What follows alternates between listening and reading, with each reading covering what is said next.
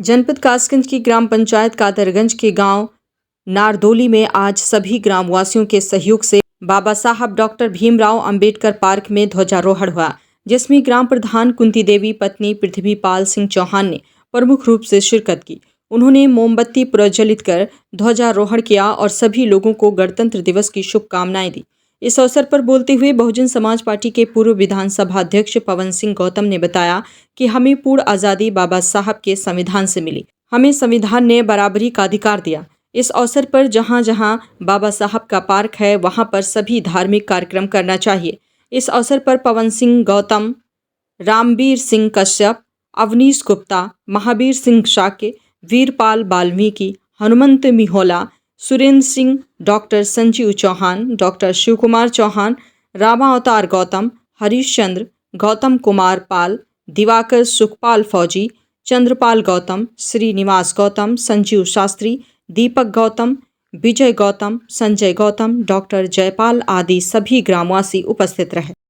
गौतम जी, मैंने ये देखा है बहुत सारे जो पार्क हैं अभी वो सूने पड़े हुए हैं, या कुछ पार्कों का जो रख रखाव है वो ठीक नहीं है। और हमारे जो संविधान के जो निर्माता है, क्योंकि अगर हम ये कहें कि अगर हमें आज़ादी मिली है तो संविधान से, जी, हालांकि देश के काफ़ी लोगों ने सहयोग किया है, लेकिन जो हमें जो मुद्दा मिला है वो संविधान से ही मिला है। तो अभी कुछ पार्क जहां ऐसे भी हैं जहां ध्वजारोहण नहीं हुआ है, इस विषय में आप क्या कहना चाहेंगे? उनको ज्ञान नहीं है, उन्हें ये ज्ञान होना चाहिए कि मूर्ति लगा ली है परम पूज्य बाबा साहब की, 15 अगस्त हो या 14 अप्रैल हो या 26 जनवरी हो, इस शुभ अवसर पर आज के दिन हमारा बाबा साहब का संविधान लागू हुआ था। आज का खुशी का दिन है। उन लोगों को ये ज्ञान नहीं है, इसलिए वो नहीं करते हैं। 26 जनवरी 1950 को हमारा संविधान लागू हुआ था। तो ये स्वतंत्रता जो हम लोगों को मिली है ना, तो या हम ये कहें सर्व लोगों को, सभी समाज के लोगों को हमें जो स्वतंत्रता मिली है वो बाबा साहब के संविधान से ही हमको मिली है।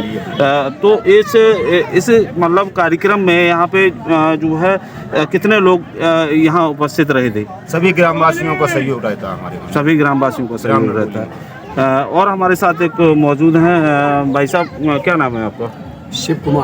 शिव कुमार जी, आप ऐसे लोगों को या इस मतलब ध्वजारोहण करने के बाद जो है समाज के या इस गांव के लोगों को क्या संदेश देना चाहेंगे? हम ये कहेंगे साहब, हमारे बाबा साहब अम्बेडकर पूजनीय हैं और इन्होंने संविधान बनाया। सब लोगों से यही निवेदन करता हूँ कि आगे ध्वजारोहण, माल्यार्पण करें और पूजनीय बाबा जी को आगे मतलब जो है बढ़ाएं। हाँ, एक हमारे साथ और मौजूद हैं, ग्राम मेहला से हैं हनुमंत सिंह जी। तो सर, ध्वजारोहण के बाद हमने देखा भी है कभी कहीं भी जो है ये जो फ्लैग है हमारा राष्ट्रीय ध्वज है, ध्वज जो है कहीं ऐसी जगह हमने देखी भी है जहाँ ये ध्वजारोहण करने के बाद कोई मतलब नहीं रहता। ऐसे लोगों के लिए आप क्या कहेंगे? ध्वजारोहण करने के बाद ध्वजारोहण को जो है धरती पर नहीं आना चाहिए, इसको जो है सीधा ही रखना चाहिए। वैसे ये झंडा सीधा रहना चाहिए, लचना नहीं चाहिए।